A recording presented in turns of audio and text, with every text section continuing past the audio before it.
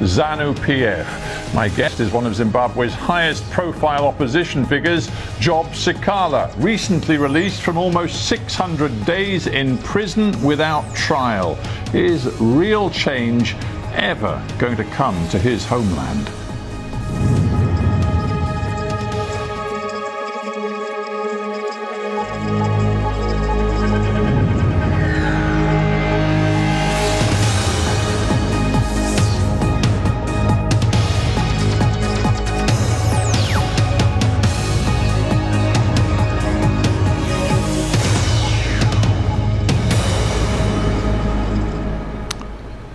Job Sikhala, in a location that we have agreed not to reveal. Welcome to HARDtalk. Thank you very much, Steve, for your invitation to this important dinner. Well, it's important to have you on this show. You emerged from more than a year and a half of pre-trial detention in Zimbabwe earlier this year. We saw photographs of you last year shackled as you were given health care while still in detention. I just wonder what impact that experience has had on you physically and mentally. It really affected me to the most difficult death. I have been maltreated as if I'm a terrorist. I was not given the basic standards that are granted to prisoners in terms of both international law and in terms of domestic law. The way I was maltreated is that they never wanted me to get peace. And also, they never wanted me to get on with my proper mental strength. So that's why they have been shackling me at every turn. There is not any moment when I was visited at Kurubi Maximum Security Prison when I was not shackled. But however, I don't want to continuously lament on this because there are several other Zimbabweans who have gone through the worst treatment by the same regime that has been there since 1980. Others even went as far as losing their lives when they were in a democratic in the democratic struggle. As you say, Mr. Sikhala, as you just have said, there are opposition activists who have lost their lives in the recent past, including within the last year. I just wonder whether you were actually surprised when the court declared that you could be released, that you'd already served enough time in prison and that your sentence was going to be suspended from now on and therefore you were free to go. Were you actually surprised?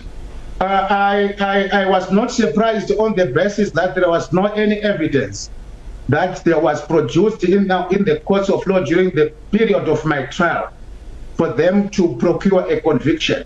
Even the conviction which they procured, where they later gave me a suspended sentence, was a fake conviction. It was not informed in terms of the law. And the issue of video evidence, which they relied upon, is a well-defined jurisprudence in terms of the law. So basically, my conviction was not in terms of the law. The regime procured a fake conviction against me, which I still stand and still plead that I am innocent of the allegations which they were alleging against me.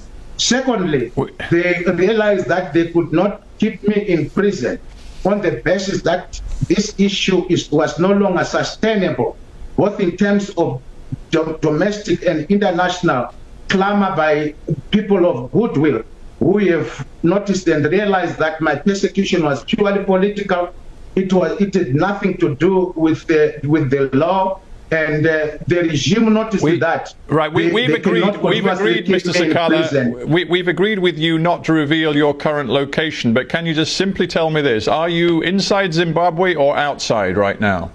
I am currently receiving medical treatment after my incarceration in prison overseas out of Zimbabwe, and I am recovering very well.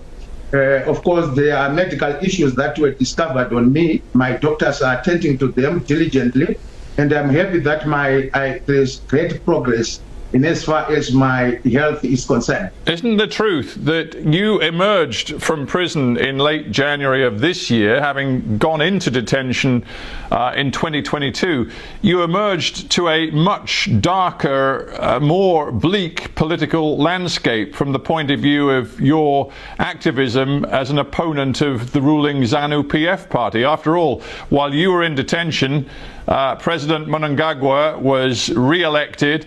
His power looks more entrenched than ever, and your own opposition CCC party has basically collapsed.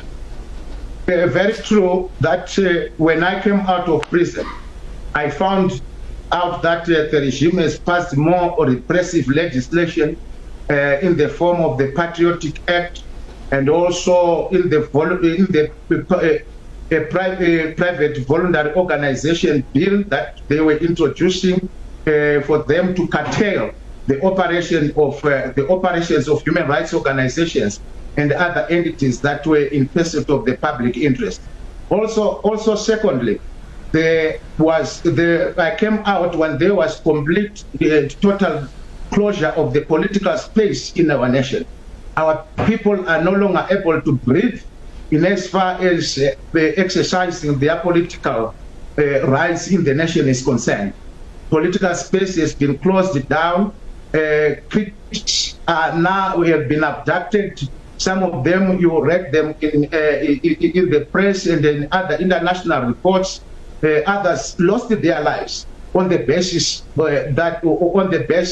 of their political beliefs. And on the question of President Mnangagwa and his re-election, which, as I say, you were in detention during that election, what we saw were that international monitoring groups expressed serious concerns about that election, not least the Southern Africa Development Community delegation, represented and led by Neves Mumba, a former Zambian vice president. He said some aspects of this election fell short of the requirements of the Constitution of Zimbabwe, the Electoral Act, and the SADC's principles and guidelines governing genuinely democratic elections. So there were serious concerns, but frankly, in the months since then, Mnangagwa has entrenched his power.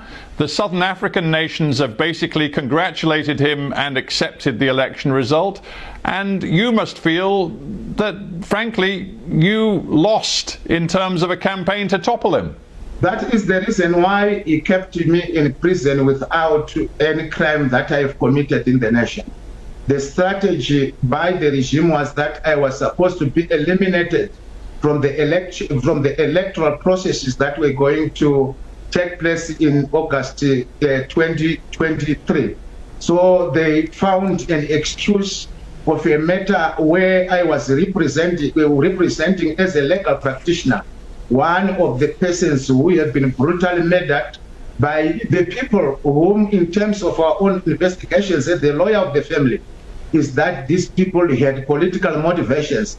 And the motivation came from the people who are anti-democratic, people who do not accept diversity in our country, and also people who do not accept people to belong to the political organizations of their own choice. So it was a strategy for them to eliminate me from the elections. They were not sure of my reaction in the event of a rigged political outcome like what happened in August when I was not there. But so I was released on the 30th of January Mr. Sikhala, after Mnangagwa has finished his business of entrenching his power. Yeah. He started interfering with the running of the opposition CCC political party. I found when I went into prison, I left a functioning and running political party.